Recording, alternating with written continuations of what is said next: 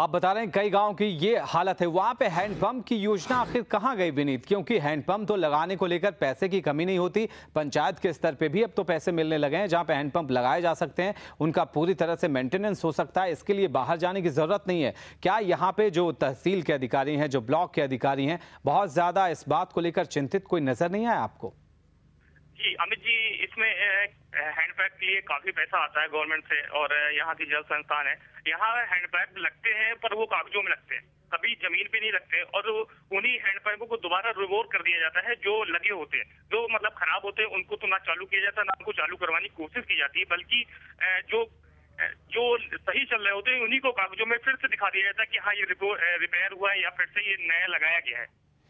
काश ये भ्रष्टाचार नहीं होता तो शायद तस्वीर भी ये नहीं होती। विनीत, आप हमारे साथ फोन लाइन पे बने रहे। हमारे साथ देवेंद्र गांधी हमीरपुर में स्वयंसेवी संस्था को लेकर आगे आम जो लोग हैं यहाँ पे जागरूक बनाने की लगातार कोशिश करें देवेंद्र गांधी जी, और कोशिश उनकी यही है कि यहाँ पे आम लोगों को संगठित करके कुछ बेहतर अगर व्यवस्था बन सके तो ज़्यादा बेहतर है। देवेंद्र जी, आप लगातार तस्वीर को देख रहे होंगे, आम लोगों की मुश्किल क्या है आप ज़्यादा बेहतर जानते होंगे क्योंकि ज़मीन स्तर पर काम करते हैं। ये बताइए, यहाँ पर पानी अगर पीने के लिए लोगों को जोहड़ की शरण में जाना पड़े या फिर गंदे नालों का पानी पीना पड़े, कोई और रास्ता उनके सामने नहीं है, जबकि हैंडपंप से लेकर न जाने कितनी योजनाएं सरकार चलाती हैं। आप क्या मानते हैं, कमी कहाँ है आखिर? जी सर, एक तो कमी ये है कि जो पेयजल योजना है जो बनाई है सरकार ने, बुंदेलखंड पैकेज के अंतर्गत बनाई गई हो चाहे पैकेज के अंतर्गत बनाई गई हो, उन योजनाओं को अभी 2-2 साल पुरानी योजनाएं हो गई हैं। ट्यूबवेल लगा दिए लेकिन वो ट्यूबवेल में कनेक्शन नहीं किया, विद्युत कनेक्शन नहीं किया। तो करीब 13-14 परियोजनाएं ऐसी हैं जो 2 साल से बंद पड़ी हैं, जिनको मतलब नए बुंदेलखंड पैकेज के तहत बनाई भी गई है लेकिन उनको चालू नहीं की गई है। और दूसरी समस्या यह है कि जैसे मौदा क्षेत्र में कुछ गांव ऐसे हैं जो वृंदावन नदी के किनारे, उन गांव में आज भी लोग नदी के अंदर गड्ढा खोद के पानी पी रहे हैं। गांव के अंदर खाना पानी है, पेयजल योजना बनाई गई है लेकिन वो सब ठप पड़ी है। तीसरी चीज है कि अभी जो हैंडपंप रिबोर हो रहे हैं, बुंदेलखंड पैकेज के तहत 300 हैंडपंप रिबोर हुए हैं, अभी इस साल फिर हो रहे हैं और अन्य योजनाओं के अंतर्गत हो रहे हैं। वो रिबोर में ऐसे भी हैंडपंप है जो चालू है, उनको तो रिबोर कर रहे हैं, लेकिन 2-2 साल पुराने जो हैंडपंप है जिनको रिबोर कर जाना चाहिए लेकिन अभी तक रिबोर नहीं किया गया है उनको। जैसे खरौल गांव है, जयराम के दरवाजे 2 साल पुराना हैंडपंप रिबोर करने के लिए अभी नहीं किया गया। कंडोर में हैंडपंप। आपको लगता है कि आवाज नहीं उठती है, कोई कहता नहीं है, आम पब्लिक संगठित होकर कुछ यहाँ पे इस मुद्दे को बुलंद नहीं करती, जनप्रतिनिधि सोए रहते हैं, अधिकारी अपनी जिम्मेदारी नहीं निभाते, सबकी अपनी अपनी अपनी जिम्मेदारी बनती है लेकिन कोई कुछ करना नहीं चाहता, इसलिए इस तरह के हालात बने हुए हैं? जी सर, प्रयास तो एक तो 2 वजह है। एक तो प्रयास है कि लोग जो आवाज उठाते हैं उनकी आवाज से ठीक ढंग से पैरवी नहीं हो पा रही है, नंबर 1 चीज है।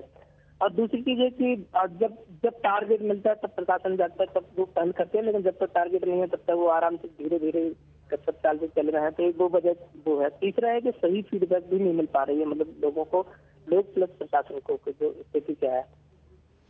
तो यहाँ पे देवेंद्र गांधी हमारे साथ जुड़े हुए थे, बहुत बहुत शुक्रिया देवेंद्र जी हमसे जुड़ने के लिए। लगातार हम तस्वीर आपको दिखा रहे हैं कि हमीरपुर में भी हालात नहीं बदले हैं, यहाँ भी पीने के पानी के लिए लोग तरस रहे हैं। हर साल की हालत ये होती है, एक साल की बात होती तो मान लिया जाता कि एक साल गर्मी ज़्यादा है, इस वजह से कुछ दिक्कतें आ गई हैं, लेकिन साल दर साल एक ही मुश्किल आगे बढ़ती हुई नजर आ रही। कोई सोचने वाला नहीं है तो आखिर ये सवाल तो खड़े होंगे ही कि फिर किया क्या जा रहा है उन तमाम इलाकों में। हमीरपुर की बात करें, बुंदेलखंड की बात करें, कई इलाकों में अगर पीने के पानी को लेकर जिन इलाकों में संभावना बनती भी है, जहाँ पे आसार भी हैं और जहाँ भी योजनाओं पे अमल सही ढंग से हो तो कोई दिक्कत नहीं हो, वहाँ भी अगर तस्वीर इस तरह की होगी तो फिर सीधे सीधे यहाँ पे ये कहना वाजिब होगा कि यहाँ पे कोई व्यवस्था को देख नहीं रहा, भगवान भरोसे सब कुछ चल रहा है। और जब तक सशक्त ढंग से आवाज़ पब्लिक नहीं उठाएगी तो शायद कुछ बदलने वाला है भी नहीं। हमारे साथ विनीत, हमारे संवाददाता इस वक्त हमीरपुर से सीधे जुड़े हुए हैं। विनीत, आम लोगों की बात करें तो कई बार आम लोगों के लिए ये बहुत ही मुश्किल बात है कि वो जाकर आवाज़ उठाएं और रोज़मर्रा के काम को छोड़कर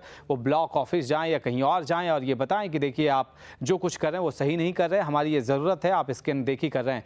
हो क्या रहा है आखिर? किसी तरह की कोई आवाज़ नहीं उठती है और सब कुछ ऐसे लंबे समय से चलता है, दिक्कत कहाँ है? जी अमित जी, ये आम जनता यहाँ पे अपनी समस्या को लेके काफी बार जाती है और लोगों से मिलती है, जनप्रतिनिधियों से मिलती है, और बल्कि ब्लॉक और जिलाधिकारी स्तर से भी इसकी शिकायत की जाती है बराबर। पर कार्रवाई का आश्वासन दिया जाता है और उनको समुचित पानी की व्यवस्था कराने की भी आश्वासन दिया जाता है, पर जमीनी हकीकत तो कहीं और उल्टी होती है।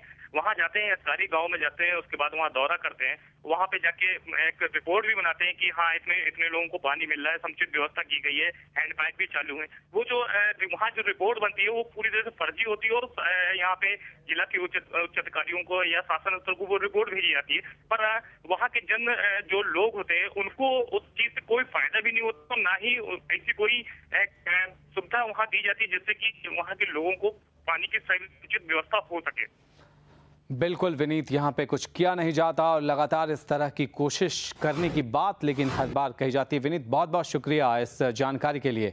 तो हमने आपको तस्वीर अब तक दिखा दी है कि लाल कुआं में क्या कुछ हो रहा है, उत्तराखंड में क्या कुछ तस्वीर सोनभद्र की बनती हुई नजर आ रही है, जहाँ पे जोहड़ का पानी पीने के लिए लोग मजबूर हैं, कोई और रास्ता नहीं। सदियों से ये हालत थी उनकी, आज भी वही हालत है। क्या बदलाव आया है? आप 10 बार सोचिए, 100 बार सोचिए, तस्वीर बदलती वहाँ दिख नहीं रही। हम आपको दिखा रहे हैं बुंदेलखंड के हमीरपुर की हालत। यहाँ भी तकरीबन हालात उसी तरह के बने हुए हैं।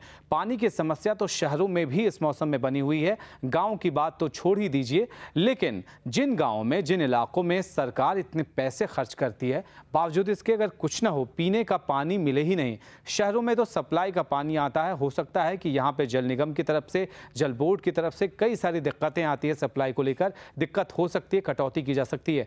गाँव में तो हैंडपंप के जरिए काम होता है, कुएं के जरिए काम होता है, वहाँ प्राकृतिक जल स्रोतों के जरिए भी लोगों तक पानी पहुंचाया जाता है।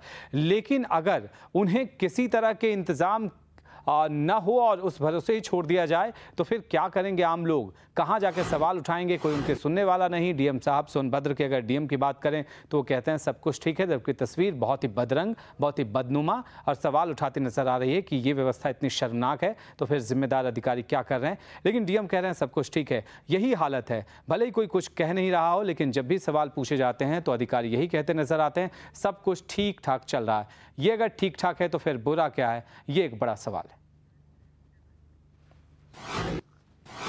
तो सब कुछ ठीक ठाक है, अधिकारी कहते हैं, हम मानने को तैयार नहीं, आप भी मानने को तैयार नहीं, इसलिए आवाज़ बुलंद करनी ही होगी। हक की आवाज़ में हमारी कोशिश यही रही कि हम आपके मुद्दों को आवाज़ दें, एक मंच दें, ताकि आप अपनी बात को बहुत ही बुलंद तरीके से पहुंचा सकें उन लोगों के पास जिनकी जिम्मेदारी बनती है स्थिति को ठीक करने की। फिलहाल इस खास कार्यक्रम में आज इतना ही। आगे महुआ न्यूज़ लाइन पर खबरों का सिलसिला लगातार जारी है।